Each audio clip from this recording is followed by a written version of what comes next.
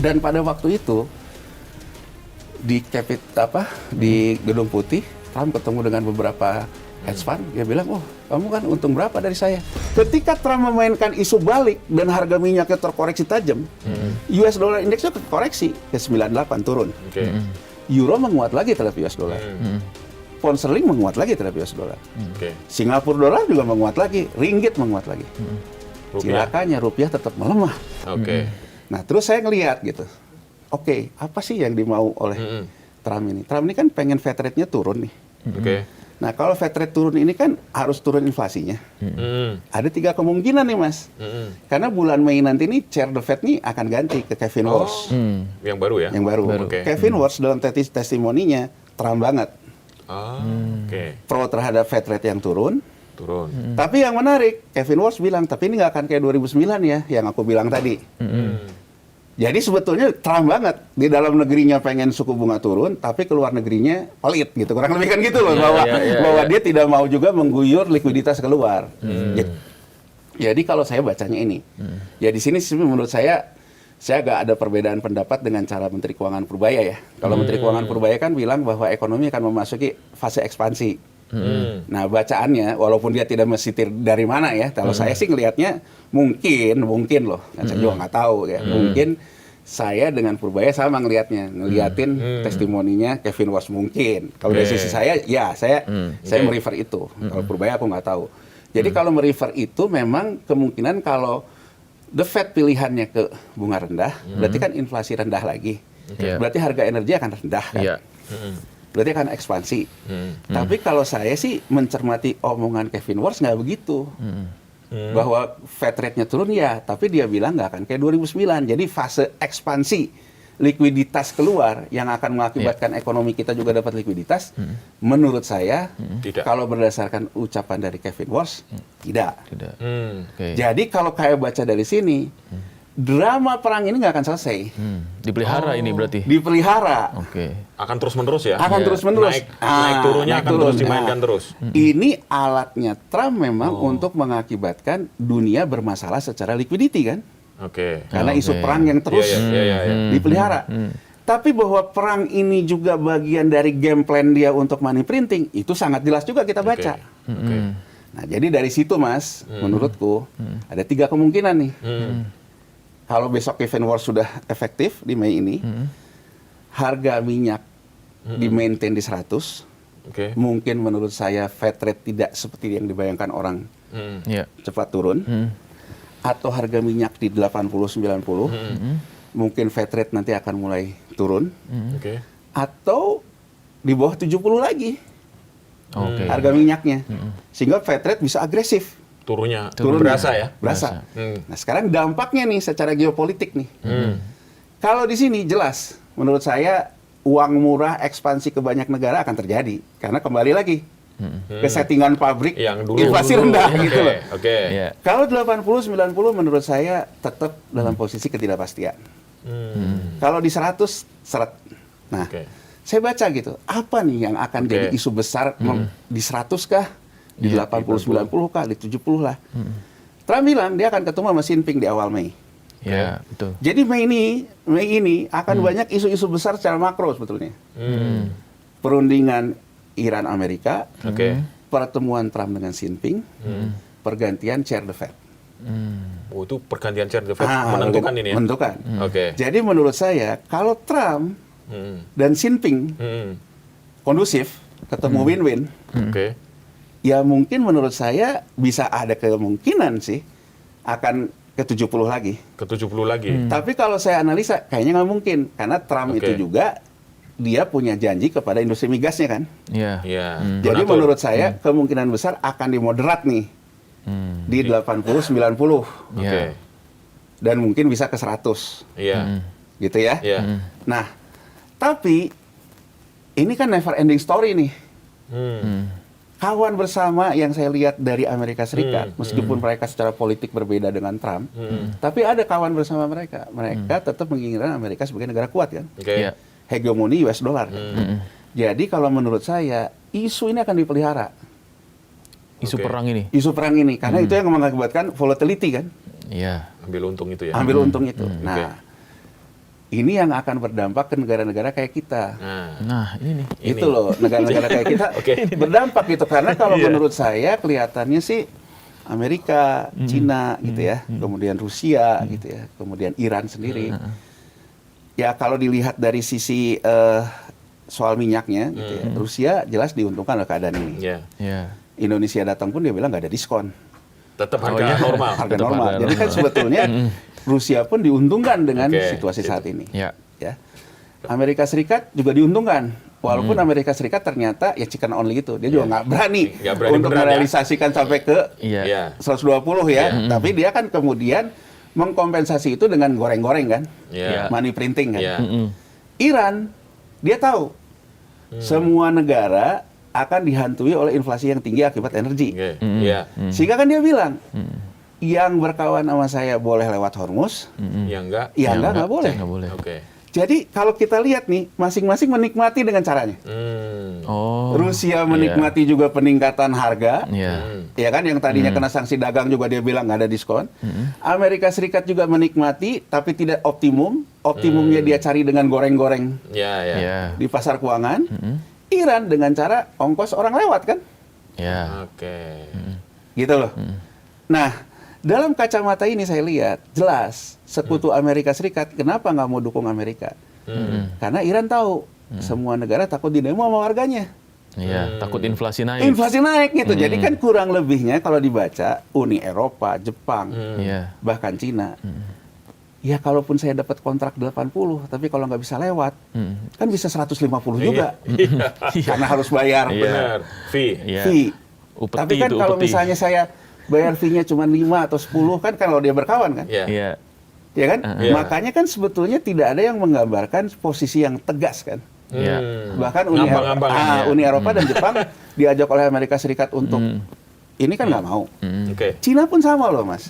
Kalau kita baca dari Cina, Cina juga tidak mau masuk ke dalam medan pertempuran loh. Jadi Cina sendiri juga misalnya diajak oleh Iran. Kita ingin menyertakan Iran sama Rusia dalam perundingan ini. Nah Trump kan bilang, ya kalau cuma Cina aja sih, kalau mau lewat aja. Kan gitu jawaban Trump. Jadi kalau menurut saya di situ sebetulnya ada sinyal Amerika butuh Cina, Cina butuh Amerika loh. Saling membutuhkan. Saling membutuhkan. Jadi menurut saya ada beberapa analisa. Perang ini apakah akan mengekskalasi jadi perang yang besar? Menurut saya enggak. Karena sekutu Amerika Serikat nggak dukung. Nggak dukung Amerika Serikat. Lawannya dari kubu BRICS gitu, Cina yang punya kekuatan besar juga menghindari perang. Kalem ya? Kalem. Cuman cep-cep aja. Cep-cep aja. Jadi sebetulnya kalau menurut saya, perang ini akan dipelihara dari sudut pandang volatility. Bukan perang yang besar gitu loh. Saat ini loh, kita kan nggak tahu besok-besok mungkin terjadi apa. Tapi kalau saat ini menurut saya gambaran besarnya itu seperti itu. Jadi artinya riak-riak aja berarti riak-riaknya. Nah, cuman impact-nya gini loh, impact-nya terhadap Indonesia ya. Jadi kalau dikatakan oleh Menteri Keuangan Purbaya, kalau di atas 120, 150, Trump duluan yang jatuh kan dia bilang gitu. Ya itu tadi bacaannya. Itu benar ya. Nah, bacaannya memang begitu US Treasury yield-nya 4,5 selalu diturunin balik sama mereka.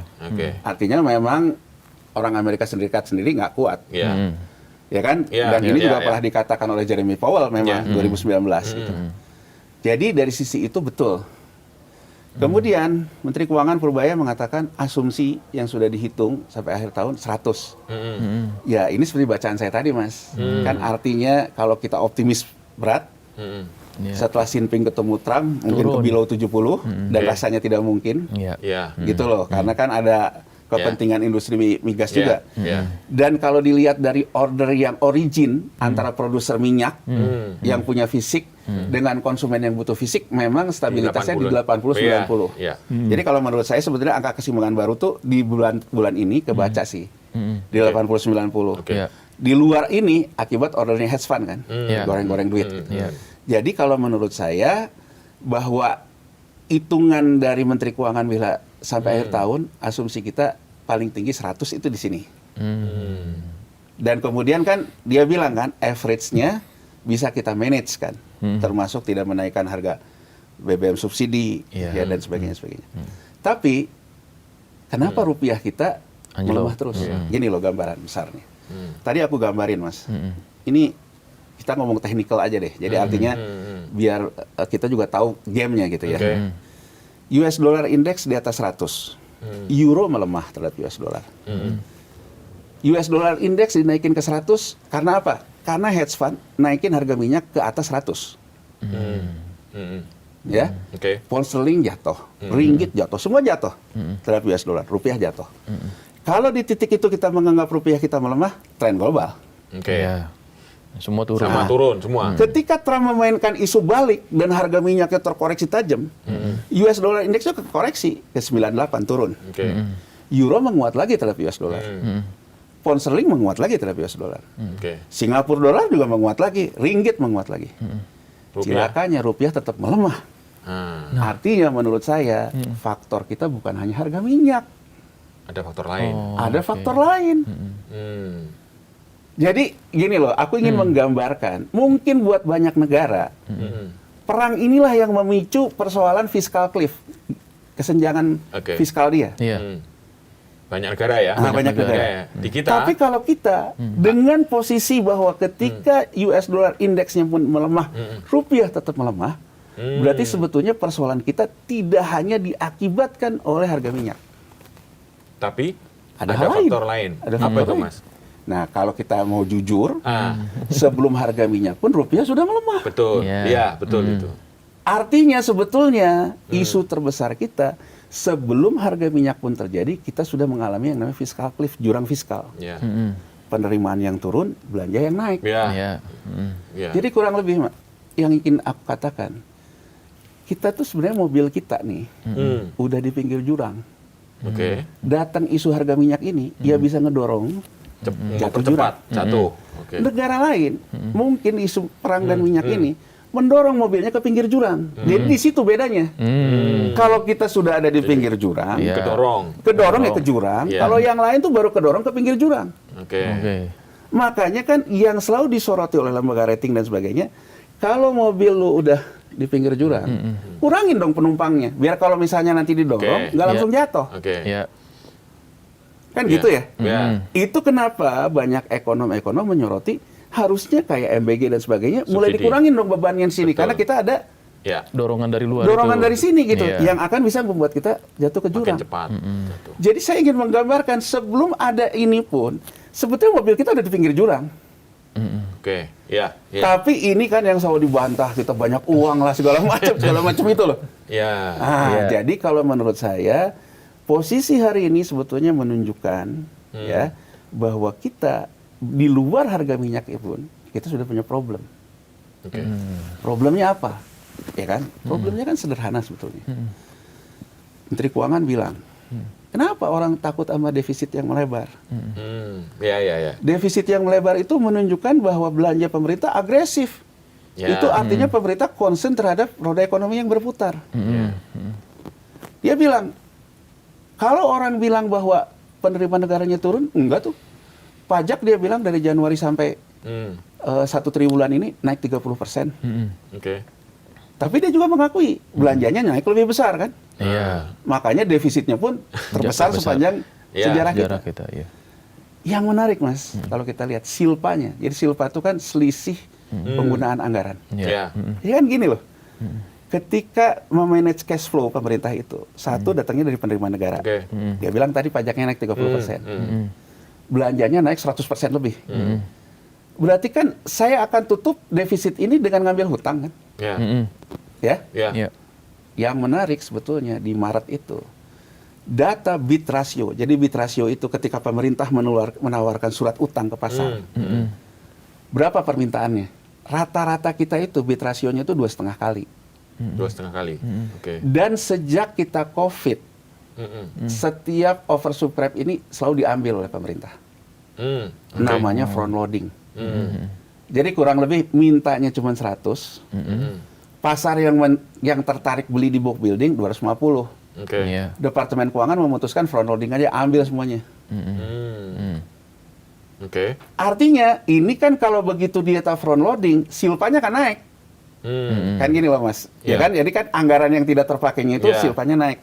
Silpa inilah yang kemudian diributin dengan sal-sal itu loh, saldo anggaran lebih dan sebagainya. Di Maret kemarin itu silpa kita itu kecil, terkecil sepanjang sejarah kita pasca reformasi. Kan kita mengenalkan pasar surat utang komersil itu sejak 2008. Ya kan? Ini loh Mas, yang kemarin selalu disebut bahwa kata Menteri Keuangan di DPR, saya tuh kaget. Saya dengar orang-orang internal Departemen Keuangan sendiri ngomong bahwa uang kita tinggal 2 minggu. Saya sih nggak tahu isu itu. Tapi kalau saya by logic, by nalar, saya ngelihat silpa yang ada, ya memang kalau saya lihat, cash flow lu tinggal segini. Kalau segitu ya 2 minggu emang. Gitu loh ya, 2 minggu. Nah, artinya sebetulnya satu indikatornya, kita mulai kesusahan mendapatkan standing buyer surat utang. Karena bid rasionya kemarin cuma 1,1. Jadi kalau sekarang saya butuhnya 100, pasar cuma masukin 110. Saya tarik semua, front loading saya cuma 10. Kalau dulu front loadingnya bisa 1,5 kalinya kan? Yang 2,5 itu. Artinya saya ingin menggambarkan ada cash flow problem di situ.